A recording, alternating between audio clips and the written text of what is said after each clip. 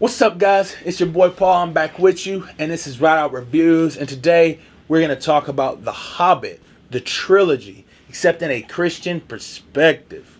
Now, J.R.R. Tolkien, man, he's a great writer, dude. A beautiful world builder, man. I've been so honored to be able to watch these 6 movies. I watched The Lord of the Rings earlier, and now I'm watching The Hobbit, and I've just gained such a wonder for the lore that he talks about. And this is also not only because of just how brilliant his mind is, but it's also because of the themes that he places into his stories. Now, the themes that he places into his stories are so good and so true because they strike the heart of every person that reads them. They make you think about yourself. They make you think about people around you, the strength that we need through brotherhood, the things that corrupt us and make us bad. And all this streams from the fountain of Scripture. It's because J.R.R. Tolkien was a Christian himself. And so these things that we see in his books and in the Bible are themes that are in our lives. And I think the big theme that's in this one, I thought about this a whole lot. I wanted to talk about other things, but the big theme, I believe, is just the power of greed.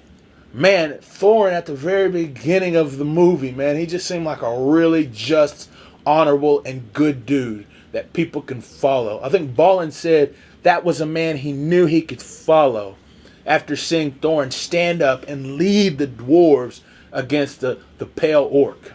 But at the end of the movie, we see that his face, his demeanor, all of who he was has changed.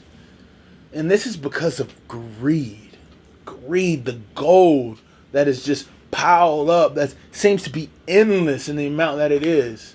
And then that key symbol of all of that gold, the Arkenstone, the stone that makes him the ruler and king by right, began to corrupt and change his heart.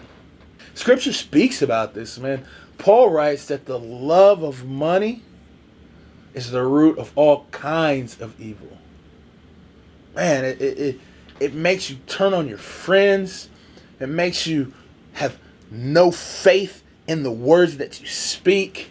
It makes you act unbecomingly, angrily, and hurting others. This is what greed does, man. And it plays out specifically in Thorin's life, man.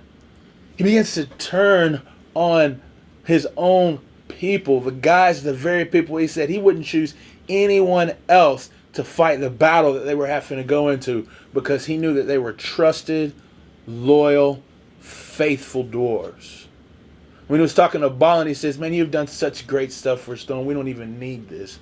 He's like, because we don't have people to come. No one has sounded the alarm. But he said, I'm not worried about that. It's like, because the guys that are here, they came when I called. So I would trust them with my lives more than I would trust anyone else.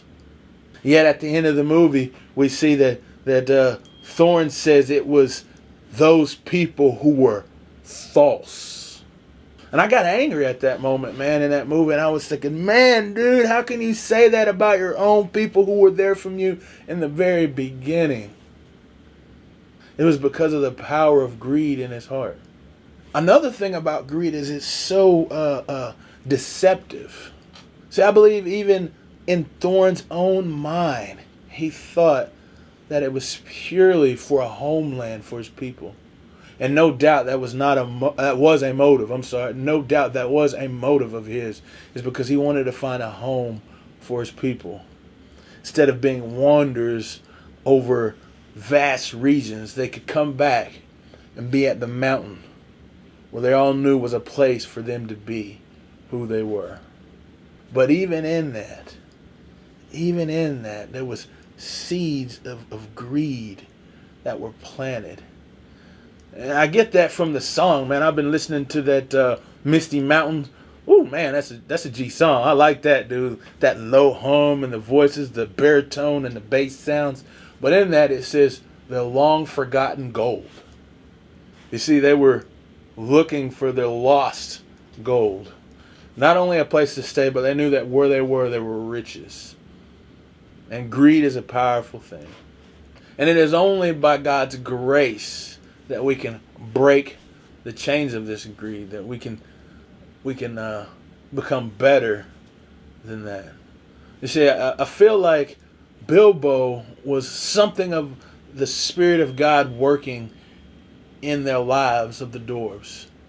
He was always rescuing them and saving them from their prisons, getting them out of sticky situations, using his brains to get them through some difficult times.